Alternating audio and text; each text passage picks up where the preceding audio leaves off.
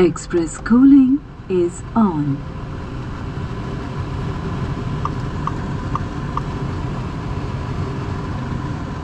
Express cooling off. Normal cooling mode on.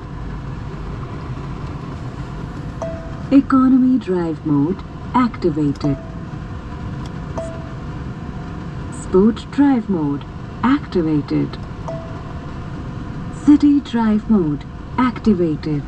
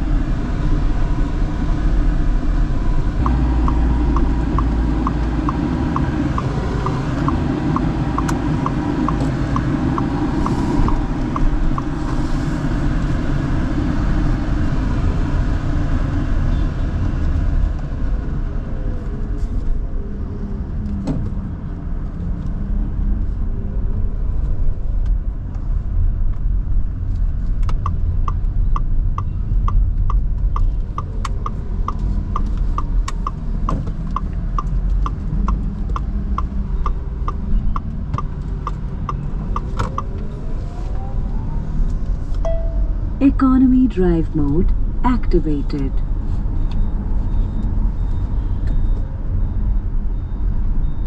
Region ഉണ്ടല്ലേ? Region party shift ആയിട്ട്. അതാണ് ലെവലല്ലേ അവിടെ ആ സൈഡിൽ.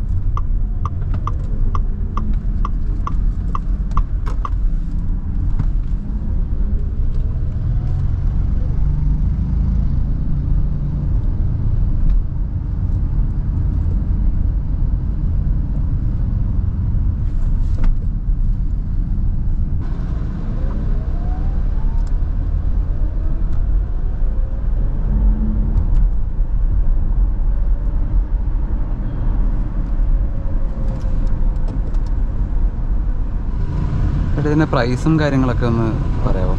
പ്രൈസ് വരുന്നത് നമുക്ക് ഇതിപ്പം ടോപ്പ് എൻഡ് വണ്ടിയാണ്. ടോപ്പ് എൻഡ് വണ്ടി വരുന്ന സമയത്ത് 25.41 ആണ്. 25 പ്രൈസാണ്. ആ വണ്ടിയിൽ വരുന്ന ഡാർക്ക് എഡിഷൻ ആണ് വണ്ടി. പിന്നെ അഡാസ് ഉള്ള വണ്ടിയാണ്. പിന്നെ നമുക്ക് ഒരു വാല്യൂ ഫോർ മണി എന്നുള്ള രീതിയിൽ ഒരു അക്കംപ്ലിഷ്ഡ് ബസ്സസ് എന്ന് പറയുന്ന പേരുണ്ട്. 360 ഡിഗ്രി ക്യാമറ ഉണ്ടായിരിക്കും, ഓട്ടോ ലാമ്പ്, റെയിൻ സെൻസ്, ബൈപ്പേഴ്സ്, അത്യാവശ്യം വേണ്ട എല്ലാ ഫീച്ചേഴ്സും. ഒരു 10-inch ഇൻഫോർടൈൻമെന്റ് സിസ്റ്റം വരുന്നുണ്ട്. അഡാസ് ഉണ്ടാവില്ല. പിന്നെ നമുക്ക് സീറ്റ് പവേർഡ് അഡ്ജസ്റ്റബിൾ ആയിരിക്കില്ല. ബേസിക്കായിട്ട് വേണ്ട എല്ലാ ഫീച്ചേഴ്സും ഉള്ള അക്കംപ്ലിഷ്ഡ് ബസ്സസ് എന്ന് പറയുന്ന വേരിയന്റാണ്. അത് വരുമ്പോൾ 22.46 ആണത്. അപ്പോൾ നമുക്ക് ഇപ്പം നിലവിലുള്ള ഓഫർ വെച്ചിട്ട് 19 lakhs നമുക്ക് വണ്ടി ഇറക്കാൻ പറ്റും. Okay okay. ഇപ്പം എന്തൊക്കെ ഓഫറുള്ളത്? ഇപ്പം നമുക്ക് ഡയറക്റ്റ് ഡിസ്കൗണ്ട് എന്ന് പറയാനായിട്ട് ഒരു 3 lakhs ഡിസ്കൗണ്ട് ഉണ്ട്. പിന്നെ കോർപ്പറേറ്റ് ഓഫീസ് വരുന്നുണ്ട്. നമ്മുടെ വീട്ടിൽ സോളാർ ഉണ്ടെങ്കിൽ സോളാറിൻ്റെ ഒരു പ്രൂഫ് കാണിച്ചു കഴിഞ്ഞാൽ GST ഇൻവോയ്സ് കാണിച്ചു കഴിഞ്ഞാൽ ഒരു 10,000 അഡീഷണൽ ഡിസ്കൗണ്ട് വരുന്നുണ്ട്. ശരി. പിന്നെ ടാറ്റ എംപ്ലോയി ഓഫർ വരുന്നുണ്ട്, ടാറ്റ എംപ്ലോയി റഫറൽ വരുന്നുണ്ട്, പിന്നെ ഡോക്ടേഴ്സ് കോർപ്പറേറ്റ് ഓഫേഴ്സ്. ഇത് ഓരോ ഇതനുസരിച്ച് നമുക്ക് ഇത് ഓരോന്ന് വർക്കൗട്ട് ചെയ്തെടുക്കാൻ പറ്റും. ഓക്കെ. ഇതിനൊക്കെ എത്ര റേഞ്ച് വരുന്നത്?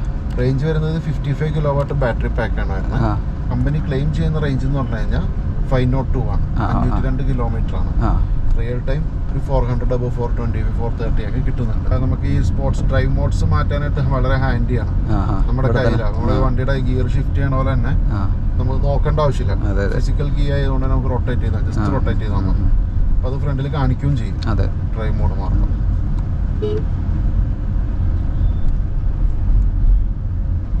പെട്ടെന്ന് ഓവർടേക്ക് ചെയ്യണമെങ്കിൽ ബാക്ക് കോയിൽ വരുന്ന വണ്ടി ജസ്റ്റ് ഒന്ന് റൊട്ടേറ്റ് ചെയ്ത് റൈറ്റിലേക്ക് റൊട്ടേറ്റ് ചെയ്ത് സ്പോർട്സ് മോഡായി. കുറച്ചുകൂടെ ഓപ്പൺ റോഡ് കിട്ടുമ്പോൾ സ്പോർട്സ് ഇടാം. സിറ്റി തന്നെ അത്യാവശ്യം നല്ല ഡിഫറൻസ് ഉണ്ട് ഇക്കോയും ഇതും തമ്മിൽ. അതെ.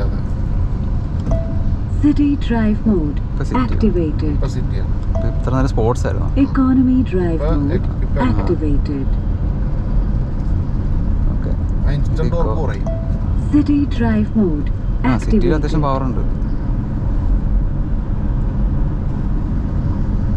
ശരിക്കും നമ്മുടെ ഇവിടുത്തെ ടൈമിന് സിറ്റി സഫീഷ്യന്റ് ആണ്. അതെ. പിന്നെ നമ്മൾ ഓപ്പൺ ഇന്റർസ്റ്റേറ്റ് ഹൈവേ അങ്ങനെയൊക്കെ നമ്മൾ പോകുന്ന സമയത്ത് മാത്രമാണ് സ്പോർട്സിന്റെ ആവശ്യം വരുള്ളൂ. ഇതിന് മറ്റേ EV ടയേഴ്സ് ആണോ വരുന്നത്? ഇതിന് EV സ്പെക് ടയേഴ്സ് ആണ്.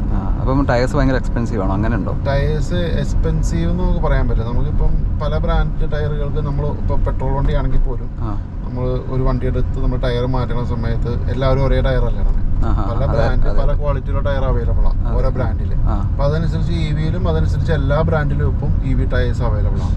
അതിൽ തന്നെ പല ക്വാളിറ്റി നമുക്ക് കിട്ടും. അപ്പൊ പെട്രോൾ വണ്ടിയിൽ നമ്മൾ ഇടുന്ന നോർമൽ ടയറിനെ അപേക്ഷിച്ച് ഇത് LR ടയറാണ്, ലോ റെസിസ്റ്റൻസ് ടയറാണ്. ടയർ നോയ്സ് ടയർ നോയ്സ് കുറവായിരിക്കും, കംഫർട്ട് കൂടുതലായിരിക്കും, പിന്നെ മാക്സിമം റേഞ്ച് കിട്ടാൻ വേണ്ടിയുള്ള ആ രീതിയിലുള്ള ടയറാണ്. അപ്പം അതുകൊണ്ട് തന്നെ മറ്റേ നോർമൽ ടയറിനേക്കാളും ഒരു 2000 rupees കൂടുതലായിരിക്കും. ചാർജിങ്ങിൻ്റെ ഒക്കെ സമയത്ത് നമ്മൾ ഒരു 40 minutes ഒക്കെ ചാർജ് ചെയ്യാൻ ഇടുന്ന സമയത്ത് നമുക്ക് അകത്തിരിക്കണ സമയത്ത് നമ്മുടെ ഫാമിലി ആയിട്ട് കുട്ടികളൊക്കെ ഉണ്ടെങ്കിൽ അവർക്ക് എന്റർടൈൻമെന്റ് വേണമെന്നുണ്ടെങ്കിൽ ഇതിനകത്തൊരു arcade.ev എന്ന് പറയുന്ന ഒരു ആപ്പ് ഷൂട്ട് ഉണ്ട്. 21 ആപ്പുകളായിട്ട് ചേർന്ന ഒരു ആപ്പ് ഷൂട്ടാണ്.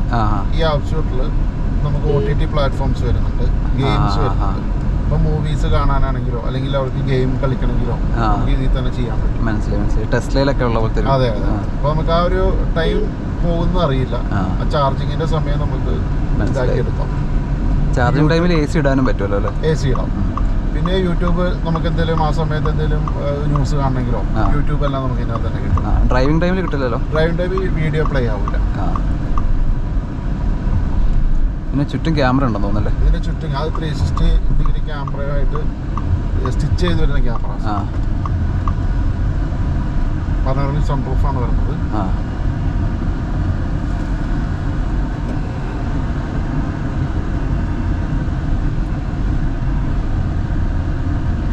മീറ്റർ നല്ല രസമുണ്ട്. ഡിജിറ്റൽ കോക്പിറ്റ് ആണ്, 10 inch ഡിജിറ്റൽ കോക്പിറ്റ് ആണ് ഉള്ളത്. ആപ്പിൾ കാർപ്ലേ, അതോടൊപ്പം തന്നെ നമുക്ക് ഗൂഗിൾ മാപ്പ് ഡ്രൈവറിന് മാത്രം കാണാൻ പറ്റും. അപ്പൊ ഈ നമ്മുടെ ഈ മെയിൻ അതിൽ വരാതെ അതിൽ മാത്രം നമുക്ക് ഗൂഗിൾ മാപ്പ് നമ്മൾ സൈഡിലേക്ക് നോക്കണം, നേരെ ഇപ്പൊ ഈ സൈഡിൽ കുട്ടികൾ അല്ലെങ്കിൽ അറിയാതെ വല്ലത് ടച്ച് ചെയ്താൽ പോലും ഗൂഗിൾ മാപ്പ് മാറില്ല, അവിടെ ഡ്രൈവറിന് മാത്രമായിട്ട് അവിടെ കാണാം. മനസ്സിലായി. അത് ഇവിടെ കണക്ട് ചെയ്തതിന് ശേഷമാണ് അത് കിട്ടുക അല്ലേ? അതെ. നമ്മൾ ആദ്യം ആൻഡ്രോയിഡ് ആപ്പിൾ കാർപ്ലേ വയർലെസ് ആണ്. അത് കണക്ട് ചെയ്ത് കഴിഞ്ഞാൽ നമുക്ക് ഇവിടെ സ്റ്റിയറിംഗ് മൗണ്ടർ കൺട്രോൾസ് വഴി തന്നെ അവിടെ നമുക്ക് സെലക്ട് ചെയ്യാം, നാവിഗേഷൻ സെലക്ട് ചെയ്യാൻ പറ്റും. മനസ്സിലായി.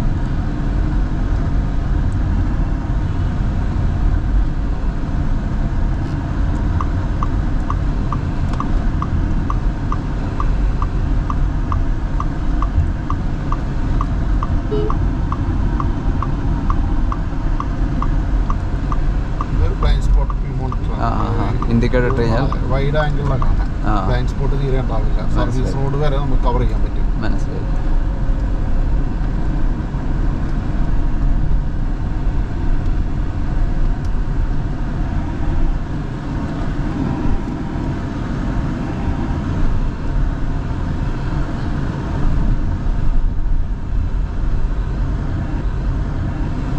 നമുക്കൊന്ന് ലോഞ്ച് നോക്കാം.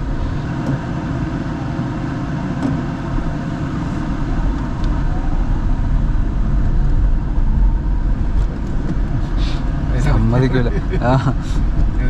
അപ്പുറത്ത് കിട്ടുമായിരിക്കും. അന്നേരം നോക്കാം.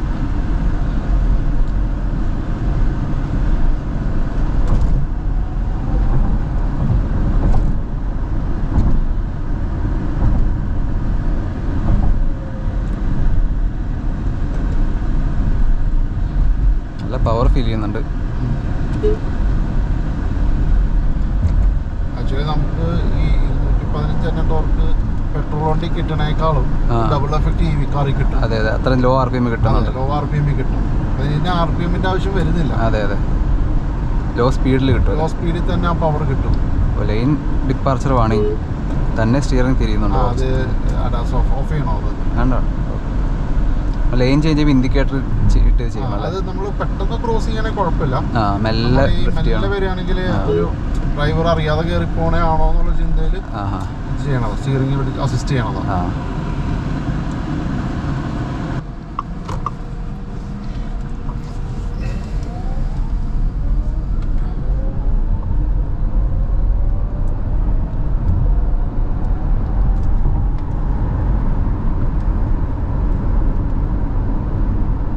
ഇതിനെത്ര പവറൊക്കെ വരുന്നത്? ഇതിന്റെ പവർ വരുന്നത് 215 ടോർക്കാണ് വരുന്നത്. ടോർക്ക് നോക്കുകയാണ്. പിന്നെ നമുക്ക് PS പറയുകയാണെങ്കിൽ മോട്ടറിന്റെ PS പറയുകയാണെങ്കിൽ 167 PS ആണ് ഇതിന്റെ പവർ വരുന്നത്. ശരിക്കും 215 ടോർക്ക് എന്ന് പറഞ്ഞാൽ നമ്മുടെ പെട്രോൾ വണ്ടിയിൽ 215 ടോർക്കും EV വണ്ടിയിലെ 215 ടോർക്കും തമ്മിൽ വ്യത്യാസമുണ്ട്. കാരണം ഇത് ഇൻസ്റ്റന്റ് ടോർക്കാണ്. അപ്പോൾ ഭയങ്കരമായിട്ട് നമുക്ക് പവർ ഫീൽ ചെയ്യും ഇതിൽ വരുമ്പോൾ. ഇൻസ്റ്റന്റ് ആയിട്ട് ആക്സിലറേഷൻ ഭയങ്കര ഫാസ്റ്റ് ആണ്. അതെ, മറ്റേ എഞ്ചിൻ കയറണം. അതെ, അതിൽ RPM അച്ചീവ് ആവണം. ആ ഒരു RPM അച്ചീവ് ആകുമ്പോഴാണ് ആ ഒരു പവറും ടോർക്കും നമുക്ക് ഔട്ടായിട്ട് കിട്ടണം. ഇതിൽ അങ്ങനെയില്ല. ഇതിൽ നമ്മൾ പവർ നമ്മുടെ ബാറ്ററിയിൽ നിന്ന് പവർ അവിടെ ചെന്ന് കഴിഞ്ഞാൽ അപ്പോൾ തന്നെ മോട്ടർ ടയറായിട്ട് തന്നെ നിൽക്കുന്നത്. പിന്നെ ഇതിന് 0 to 100 എത്താനായിട്ട് 8.9 സെക്കൻഡാണ് ആവശ്യമുള്ളൂ. 8.6 സെക്കൻഡാണ് ആവശ്യമുള്ളൂ. അത്യാവശ്യം നല്ല ഹാൻഡ്ലിംഗ് ആണ്. ഇതിപ്പോ നമ്മളിപ്പോ ഇത്രയും ഫാസ്റ്റ് ആയിട്ട് ആ ലൈൻ ചെയ്ത് എടുക്കുന്ന സമയത്ത് ESP ഇലക്ട്രോണിക് സ്റ്റെബിലിറ്റി പ്രോഗ്രാമും എല്ലാം ഫങ്ഷനിങ് ആയിട്ട് ഇതിനകത്തുണ്ട്. ഇത്രയും വെയിറ്റ് ഉള്ളൊരു വണ്ടിയാണ്. പിന്നെ സേഫ്റ്റിയുടെ സൈഡ് പറയുകയാണെങ്കിൽ 5 സ്റ്റാർ സേഫ്റ്റി ഉള്ള വണ്ടിയാണ്. 6 എയർ ബാഗ് ഉണ്ട് വണ്ടിയിൽ. 5 സ്റ്റാർ സേഫ്റ്റി ആണ്. ടാറ്റയുടെ എല്ലാ വണ്ടികൾക്കും ആ ഒരു സേഫ്റ്റി കീപ്പ് ചെയ്യുന്നത്. 6 എയർ ബാഗ് രണ്ടെണ്ണം ഫ്രണ്ടിലാണ് വരുന്നത്. പിന്നെ കർട്ടൺ എയർ ബാഗ്സ് 3 പില്ലറിലായിട്ടാണ് എയർ ബാഗ് വരുന്നത്. 2 സൈഡ് 3 പില്ലറിൽ air bag. Curtain air bags അല്ലേ? അതെ. പിന്നെ സൈഡ് ഇമ്പാക്ട് ഇത് ചെയ്യാൻ വേണ്ടി നല്ല ഹൈ ഗേജ് ഉള്ള ബീംസ് പോകുന്നുണ്ട് നമ്മുടെ ഡോറിൽ. 2 ഡോറിന്റെ സൈഡിൽ. അതുകൊണ്ട് തന്നെയാണ് ബോഡി വെയിറ്റ് ഉണ്ട് വണ്ടിക്ക്. ചാർജിങ് ടൈം എത്രയൊക്കെ വരും? ചാർജിങ് ടൈം വരുന്നത് നമുക്കിപ്പം നമ്മൾ പുറത്ത് ചാർജ് ചെയ്യുകയാണെങ്കിൽ നമുക്കൊരു 70 kW ചാർജർ നമുക്ക് ഇതിനകത്ത് ചെയ്യാൻ പറ്റും. 70. അതായത് ഇപ്പം 180 kW ചെയ്താൽ 70 kW ആയിരിക്കും ഇതിനകത്ത് ഇൻപുട്ട് ആയിട്ട് എടുക്കും. മനസ്സിലായി. അപ്പോൾ അങ്ങനെ ചെയ്യുമ്പോൾ 40 മിനിറ്റ് മതി ഇത് ഫുൾ ചാർജ് ആവാൻ. 40 മിനിറ്റ് കൊണ്ട് ഇത് ഫുൾ ചാർജ് ആവും. പിന്നെ അത് 10 to 80%. നമ്മളിപ്പോൾ ചാർജ് ചെയ്യാൻ പോകുമ്പോൾ 0 ആയിരിക്കില്ലല്ലോ. 10 to 80%.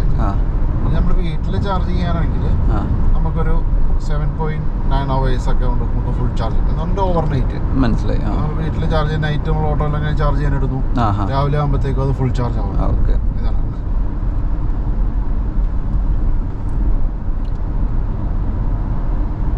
പിന്നെ നമുക്കിപ്പോൾ ഒരു ലോങ് ട്രിപ്പൊക്കെ പോകുന്ന സമയത്ത് നമുക്ക് ഒരു ഓവനോ അല്ലെങ്കിൽ എന്തെങ്കിലും ഒരു ഇലക്ട്രോണിക് ഡിവൈസ് ചാർജ് ചെയ്യണമെന്നുണ്ടെങ്കിൽ വണ്ടിയിൽ നിന്ന് തന്നെ ചാർജ് ചെയ്യാനുള്ള ഓപ്ഷനാണ്. ഇത് വെച്ച് വേറെ വണ്ടി ചാർജ് ചെയ്യാൻ പറ്റും.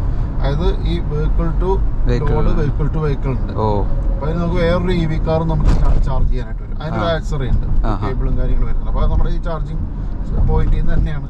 കർവ് തന്നെ ചാർജ് ചെയ്യാൻ പറ്റുമോ? കർവ് തന്നെ ചാർജ് ചെയ്യാം. കർവ് തന്നെ ചാർജ് ചെയ്യുകയാണെങ്കിൽ വെഹിക്കിൾ ടു വെഹിക്കിൾ ആണ്. ഇപ്പൊ ഞാനിപ്പം ഈ വണ്ടിയിലാണ് നമ്മൾ ട്രാവൽ ചെയ്യണത്. നമ്മുടെ കയ്യിലുള്ള വണ്ടി എന്ന് പറഞ്ഞാൽ വേറെ ഏതെങ്കിലും ബ്രാൻഡഡ് ആയിട്ടുള്ള ഒരു EV ആയിരിക്കും. അങ്ങനെയാണെങ്കിൽ പോലും വെഹിക്കിൾ ടു ലോഡിൽ നമുക്ക് ചാർജ് ചെയ്യാൻ പറ്റും. വെഹിക്കിൾ ടു ലോഡിൽ ഏത് ഇലക്ട്രോണിക് ലോഡും നമുക്ക് വെഹിക്കിൾ ടു ലോഡിൽ ചാർജ് ചെയ്യാം. മനസ്സിലായി. അതിലാണ് മറ്റേ ഈ ഓവനും ഇതൊക്കെ. അതെ, അതിലാണ് ഓവൻ അല്ലെങ്കിൽ എന്തെങ്കിലും നമുക്ക് ഇലക്ട്രോണിക് ഡിവൈസ് എല്ലാം നമുക്ക് അതിനകത്ത് ചാർജ്. പിന്നെ വലിയ ബൂട്ടും ആണല്ലോ ഇതിൽ. അതെ, ഇത് 502 ലിറ്ററാണ് ഇതിന്റെ ബൂട്ട് സ്പേസ് വരുന്നത്. അത് ആ ഒരു ബൂട്ട് സ്പേസ് 502 ലിറ്റർ എന്ന് പറഞ്ഞാൽ കറക്റ്റ് സ്ക്വയർ ആണ്. നമുക്കൊരു 4 പേര് 5 പേരാണ് ഈ വണ്ടിയിൽ ട്രാവൽ ചെയ്യണത്. അപ്പൊ അത്രയും പേരുടെ ഒരാൾക്ക് ഒരു ലഗേജ് വെച്ചെടുത്താൽ പോലും, ഒരു ബോക്സ് വെച്ചെടുത്താൽ പോലും അത്രയും പേരുടെ ബോക്സ് വെക്കാനുള്ള സ്പേസ് അതിലുണ്ട്. മനസ്സിലായി. പിന്നെ നമ്മൾ ചാർജിങ്ങിന്റെ കാര്യം പറഞ്ഞപ്പോൾ തന്നെ ഇതിനകത്ത് ഈ EV കാർ എടുക്കുന്നവരുടെ എല്ലാവരുടെ കൺസേൺ ആണ് ബാറ്ററിയുടെ കാര്യം. കുറച്ച് കഴിയുമ്പോൾ ബാറ്ററി എന്ത് ചെയ്യും, അല്ലെങ്കിൽ ബാറ്ററിയുടെ കാര്യങ്ങൾ എങ്ങനെ. ഈ വണ്ടി എടുക്കുമ്പോൾ ഇന്നത്തെ ബാറ്ററിയുടെ കാര്യത്തിൽ കൺസേൺ ആവേണ്ട കാര്യമില്ല. കാരണം 15 വർഷം അൺലിമിറ്റഡ് കിലോമീറ്ററാണ് കമ്പനി വാറണ്ടി കൊടുക്കുന്നത്. അപ്പോൾ 15 വർഷം കൊണ്ട് എത്ര കിലോമീറ്റർ ഓടിയാൽ പോലും, 10 ലക്ഷം കിലോമീറ്റർ ഓടിയാൽ പോലും വണ്ടി വാറണ്ടി പീരീഡില്ല. അത് ബാറ്ററിക്ക് അല്ലേ? ബാറ്ററിക്ക് വാറണ്ടി. പക്ഷേ ഇത് വണ്ടി സെയിൽ ചെയ്താൽ കുറയോ, അങ്ങനെ ഉണ്ടോ? വണ്ടി നമ്മൾ സെക്കൻഡ് യൂസർ ഓൺവേർഡ്സ് നമുക്ക് ഇതിന്റെ ബാറ്ററിയുടെ വാറണ്ടി ലൈഫ് ടൈം എന്നുള്ളത് കുറയും. 8 വർഷം 1,60,000 കിലോമീറ്ററിലേക്ക്.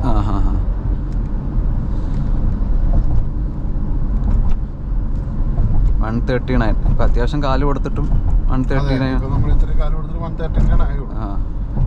നമ്മളിപ്പോ ഇപ്പൊ സ്ലോയി വരുമ്പം അത് തിരിച്ചു പിടിക്കുകയാണ്. പിന്നെ മാത്രമല്ല, നമ്മൾ ഹൈ സ്പീഡ് റീജൻ ഇട്ടായിരുന്നല്ലോ. റീജൻ ഇടുമ്പോ അതെല്ലാം ബാലൻസ്, അതെല്ലാം ആവറേജ് ചെയ്യുന്ന സമയത്ത്.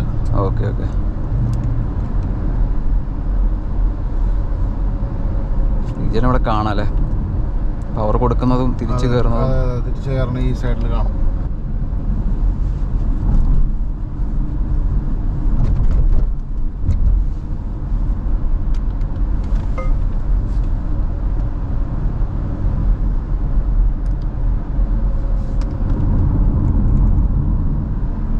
ഒന്നുമില്ല, റോളിംഗ് ആണ്. അതെ, നമ്മൾ 0-ലിട്ട് നമുക്ക് ഡ്രൈവ് ചെയ്യാൻ പറ്റും. അപ്പോൾ ഫ്രീ ആയിരിക്കും.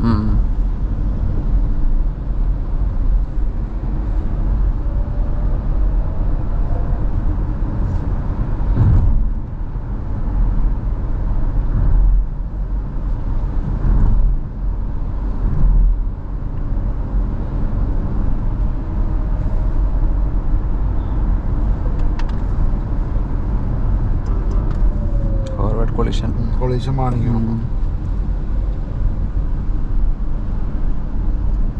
ഓട്ടോമാറ്റിക് ബ്രേക്ക് ചെയ്യൂലേ? ഓട്ടോമാറ്റിക് ബ്രേക്ക് ചെയ്യും.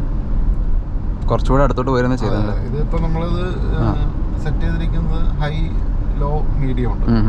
ഇതിനകത്ത് നമ്മൾ ഒരു അതാണ് ഇപ്പോൾ കുറച്ച് ദൂരെയാണെങ്കിൽ ആ വാണിംഗ് കാണിച്ചതാണ്. അത് കുറച്ച് ഹൈ എന്ന് പറയുമ്പോൾ കുറച്ചുകൂടെ ഇതായിരിക്കും, നമുക്ക് ഇത്തിരി ദൂരെ തൊട്ടേ അത് വാണിംഗ് സ്റ്റാർട്ട് ചെയ്യും. മനസ്സിലായി. ലോ എന്ന് പറയുമ്പോൾ ഏറ്റവും അടുത്തെത്തുമ്പോൾ. സിറ്റി ഡ്രൈവിംഗിൽ ആക്ച്വലി ബുദ്ധിമുട്ടായിരിക്കുമോ? സിറ്റി ഡ്രൈവിംഗിൽ എന്ന് പറഞ്ഞു കഴിഞ്ഞാൽ ബുദ്ധിമുട്ടായിരിക്കും എന്ന് വെച്ചാൽ നമുക്ക് അതുകൊണ്ടാണ് ഇത് അഡാസ് ഓഫ് ചെയ്യാനുള്ള ഓപ്ഷൻ ഉള്ളത്. നമുക്കിപ്പം നമ്മുടെ ഇവിടുത്തെ ഇപ്പോൾ കൊച്ചി സിറ്റി ഒക്കെ പോലെ വളരെ ക്ലോസ്ഡ് ആയിട്ടായിരിക്കും വണ്ടികൾ. അപ്പം അത്രയും ക്ലോസ്ഡ് ആയിട്ട് വണ്ടികൾ പോകുന്ന സമയത്ത് മേ ബി നമുക്കതൊരു ബ്രേക്കിംഗ് ചെയ്യാനുള്ള സാധ്യതയുണ്ട്. പക്ഷെ ഇതുവരെ നമ്മൾ വന്ന സ്ഥലത്തൊന്നും തോന്നിയില്ല. അപ്പൊ അത് ഓരോരുത്തരുടെ ഡ്രൈവിംഗ് അനുസരിച്ച് ആൾക്കാർ ചേർത്ത് പിടിച്ച് നമ്മുടെ കാല് ബ്രേക്കിൽ ഉണ്ടെങ്കിൽ ഇത് പിടിക്കില്ല. നമ്മൾ ആക്സിലേറ്റർ കാല് വെച്ച് നമ്മള് ഡ്രൈവർ പിടിക്കുന്നില്ല എന്ന് ഉറപ്പിക്കുകയാണെങ്കിൽ ഈ പറയുന്ന പോലെ അത്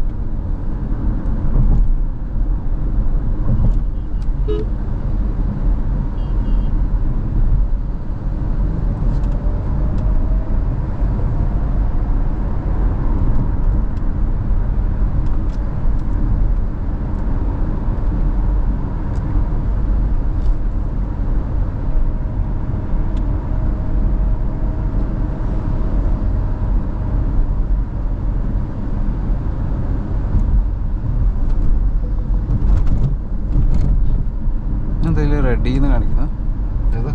ഇവിടെ റെഡിന്ന് കാണിക്കുന്നത് കിലോ സ്പീഡിൻ്റെ മുകളിൽ റെഡി എന്ന് പറഞ്ഞാൽ വണ്ടി മോട്ടോർ സ്റ്റാർട്ടായി കഴിയുമ്പോൾ റെഡി എന്ന് കാണിക്കുന്നത്. ഓക്കെ.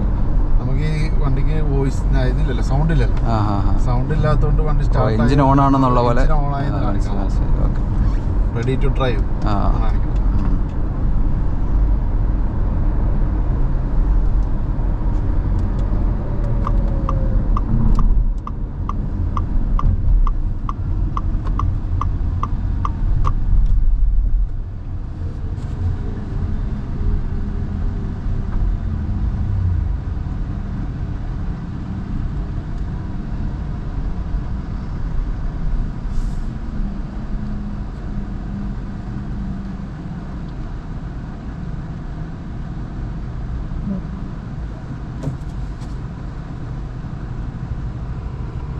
ഓട്ടോ ഹോൾഡ് നല്ല ഫീച്ചർ ആട്ടോ. കുറച്ച് അമർത്തി പ്രസ് ചെയ്താലേ ഓൺ ആവുള്ളൂ അല്ലേ? അല്ല, വണ്ടി ഫുൾ വീല് നിൽക്കണം. വീല് നിന്നിട്ട് ബ്രേക്ക് ഒന്ന് അപ്ലൈ ചെയ്യുമ്പോൾ ഒന്ന് പ്രസ് ചെയ്താൽ അത് ഓണായി. പിന്നെ ഇനിയിപ്പോൾ നമ്മളിവിടെ ഇങ്ങനെ ഫ്രീ ആയിട്ടിരിക്കും. ഫ്രണ്ടിലെ വണ്ടി മൂവ് ആവുമ്പോൾ ജസ്റ്റ് ആക്സിലേറ്റർ ടച്ച് ചെയ്താൽ മതി. ഇപ്പം എല്ലാം നീങ്ങാൻ റിലീസായി നിർത്തി. വീല് ഫുൾ സ്റ്റോപ്പ് ആവും. സ്റ്റോപ്പായി ബ്രേക്കിൽ കൊടുത്ത് കഴിയുമ്പോൾ ഓട്ടോ ഹോൾഡ് ആക്റ്റീവ് ആവും. നല്ലൊരു ഫീച്ചറാണ്. നമ്മൾ യൂസ്ഡ് ആയി കഴിയുമ്പോൾ നമ്മൾ അറിയാതെ തന്നെ ചെയ്തോളൂ മസിൽ മെമ്മറി ആയിട്ട്. അല്ലെങ്കിൽ നമ്മളിങ്ങനെ ബ്രേക്കിൽ ഇങ്ങനെ കാല് വെച്ച് ഇരിക്കണമല്ലോ. ഡെഡ് പെഡലിൻ്റെ ഒരു കുറവുണ്ട് ഇവിടെ, പക്ഷെ കുഴപ്പമില്ല. അവിടെ സ്പേസ് ഉണ്ട്. സ്പേസ് ഉള്ളിലേക്ക് സ്പേസ് ഉണ്ട്. കാല് കയറ്റി കാല് കുറച്ച് നീട്ടി വെക്കാം. ഡെഡ് പെഡൽ നോക്കുമ്പോൾ നമുക്ക് ഇങ്ങനെ ഫ്രീ ആവില്ല. ഇതാവുമ്പോൾ ഫുൾ നല്ല നീട്ടി വെക്കാം. കാല് നീട്ടി വെക്കാം.